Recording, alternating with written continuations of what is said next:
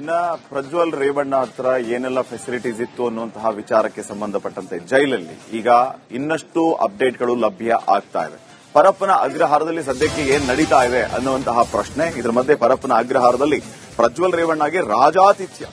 ಬ್ಯಾರಕ್ನಲ್ಲಿ mobile ಬಳಸಿದ ಬಗ್ಗೆ ತನಿಖೆ ಮಾಡ್ತಾ ಇದ್ದೇವೆ. ಕಾರಾಗೃಹ ಡಿಜಿಪಿ ಅಲೋಕ್ ಕುಮಾರ್ ಈ ಬಗ್ಗೆ ಹೇಳಿಕೆ ಕೊಟ್ಟಿರೋದು. ಮೊಬೈಲಲ್ಲಿದ್ದ ಸಿಮ್ ಬಗ್ಗೆ ತನಿಖೆ ಮಾಡಬೇಕಾಗಿದೆ. ಆಂಧ್ರ ಮೂಲದ ಸಿಮ್ ಬಳಸಿರೋದು ಗೊತ್ತಾಗಿದೆ. ಜೈಲಲ್ಲಿ ಆಂಧ್ರ ಮೂಲದ ಸಿಮ್ಗಳೇ ಜಾಸ್ತಿ ಬಳಕೆಯಾಗಿರೋದು. ಜೈಲಲ್ಲಿ ಜಾಮರ್ ಇದೆ, ಯಾವ ನೆಟ್ವರ್ಕ್ ಸಿಗಲ್ಲ. ಆಂಧ್ರ ಮೂಲದ ಏರ್ಟೆಲ್ ಸಿಮ್ ನೆಟ್ವರ್ಕ್ ಬರ್ತಾ ಇದೆ. ಹೀಗಾಗಿ ಏರ್ಟೆಲ್ ಮೇಲೆ ಕ್ರಮ ತೆಗೆದುಕೊಳ್ಳಲಾಗುತ್ತೆ ಅಂತ ಹೇಳಿದ್ದಾರೆ.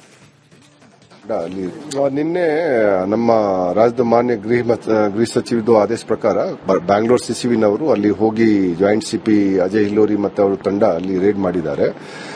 ರೇಡ್ 4 ತಾಸು ಸತತವಾಗಿ ಅಲ್ಲಿ ರೇಡ್ ಅವರು ಮಾಡಿದ್ದಾರೆ. ಆ ಸಂದರ್ಭದಲ್ಲಿ ಬೇರೆ ಕಡೆ ಏನು ಸಿಕ್ಕಿರಲಿಲ್ಲ. ಆದರೆ ಹೈ ಸೆಕ್ಯೂರಿಟಿ ಪ್ರಿಸನ್ ನಲ್ಲಿ ಬ್ಲಾಕ್ 3 ನಲ್ಲಿ ಇವರು ಪ್ರಜ್ವಲ್ ರೇವಣ್ಣ ಹೇಳಿಬಿಟ್ಟು ಎಕ್ಸ್ ಎಂಪಿ ಇದ್ದಾನೆ. ಆ ಒಂದು ರೂಮ್ಗೆ ಸರ್ಚ್ ಮಾಡಿದಾಗ ಆ ರೂಮ್ ಬ್ಯಾರಕ್ ನಲ್ಲಿ ಒಂದು ಆಂಡ್ರಾಯ್ಡ್ ಮೊಬೈಲ್ ಫೋನ್ ಸಿಕ್ಕಿದೆ, ಮತ್ತೆ ಒಂದು ಪೆನ್ ಡ್ರೈವ್ ಸಿಕ್ಕಿದೆ, ಒಂದು ಚಾರ್ಜರ್ ಸಿಕ್ಕಿದೆ. ಅದರ ಸಲುವಾಗಿ ಬಹುಶಃ ಈಗ ಸಿಸಿವಿನವರು ಅದು ದೂರು ಕೊಟ್ಟಿದ್ರು. ಆದರೆ ಎಫ್ಐಆರ್ ಬೆಳಿಗ್ಗೆವರೆಗೆ ಆಗಿರಲಿಲ್ಲ. ಈಗ ನಮ್ಮ ಪ್ರಕಾರ ಎಫ್ಐಆರ್ ಆಗಿರಬೇಕು. ಆದರೆ ಈ ವಿಷಯ ತಿಳಿದ ಕೂಡಲೇ ನಿನ್ನೆ ಸಾಯಂಕಾಲ ಡಿಐಜಿ ಸೌತ್ ಕಡೆಯಿಂದ ಒಂದು ನಾನು ರಿಪೋರ್ಟ್ ತರಿಸಿಕೊಂಡೆ.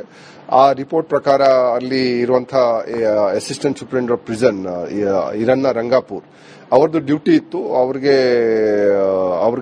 ಅವರದ್ದು ಜವಾಬ್ದಾರಿ ಇತ್ತು ಈ ರೀತಿ ಘಟನೆ ಅಥವಾ ಚಟುವಟಿಕೆಯಲ್ಲಿ ನಡೀಬಾರ್ದಾಗಿತ್ತು. ಆದರೆ ಈ ರೀತಿ ಘಟನೆ ಆಗಿ ನಮ್ಮ ಇಲಾಖೆಗೆ ಒಂದು ಮುಜುಗರ ಆಗಿದೆ, ಸರ್ಕಾರಕ್ಕೆ ಮುಜುಗರ ಆಗಿದೆ. ಅದಕ್ಕಾಗಿ ಹಿರಣ್ಣ ರಂಗಾಪುರ್ ಅವರಿಗೆ ನಾವು ಸಸ್ಪೆಂಡ್ ಈಗ ನಿಲಂಬನ ಆದೇಶವನ್ನು ನಾವು ನಿನ್ನೆ ಹೊರಡಿಸಿದ್ದೀವಿ. ಮತ್ತೆ ಎಸ್ಪಿ ಬ್ಯಾಂಗ್ಳೂರ್ ಸೆಂಟ್ರಲ್ ಪ್ರಿಸನ್ ಅವರಿಗೆ ಕೂಡ ನಾವು ಕಾರಣ ಕೇಳುವ ನೋಟಿಸ್ ನಾವು ಇಶ್ಯೂ ಮಾಡಿದ್ದೀವಿ. ಯಾಕೆಂದ್ರೆ ಇದು ಅವನು ಬಟ್ಟೆ ಕೂಡ ಧರಿಸಲಿಲ್ಲ. ಮತ್ತೆ 29th ಮೇಗೆ ನಾನೇ ಒಂದು ಮೆಮೊ ಇಶ್ಯೂ ಮಾಡಿದೆ ಕಡ್ಡಾಯವಾಗಿ ಎಲ್ಲ ಸಜಾಬಂದಿ ಪ್ರಿಸನರ್ಸ್ ಏನಿದ್ದಾರೆ ಅವರು ಪ್ರಿಸನ್ ಯೂನಿಫಾರ್ಮ್ ಹಾಕಬೇಕು.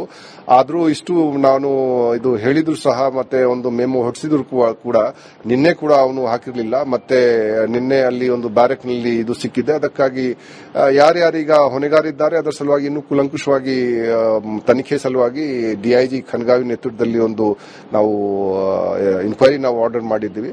ಬೇರೆ ಏನಾದರೂ ಸೌಲಭ್ಯ ನಮಗೆ ಸಿಗ್ತಾ ಇತ್ತು ಅಥವಾ ಏನಿದೆ ಅದರ ಬಗ್ಗೆ ಕೂಡ ನಾವು ಇದು ಮಾಡಿದ್ದೀವಿ.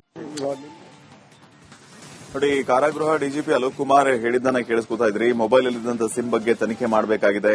ಬ್ಯಾರಕ್ ಅಲ್ಲಿ ಮೊಬೈಲ್ ಬಳಸಿದ ಬಗ್ಗೆ ತನಿಖೆ ಮಾಡ್ತಾ ಇದ್ದೀವಿ ಅಂತ ಹೇಳಿದ್ದಾರೆ.